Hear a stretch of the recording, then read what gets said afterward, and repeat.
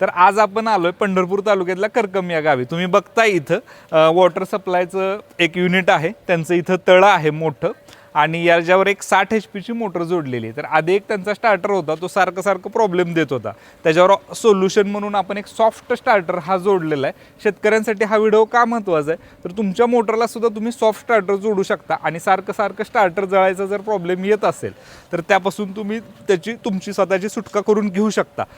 तर आपण आता डिटेल्डमध्ये बघूया नॉर्मल स्टार्टरपेक्षा सॉफ्ट स्टार्टर कसा सरस आहे आणि तो कसा काम करतो आणि ही मोटर एवढी मोठी मोटर कशी चालू करतो आणि त्याचं व्होल्टेज एम्पियर ह्या सगळ्या गोष्टी आपण डिटेल्डमध्ये बघूया।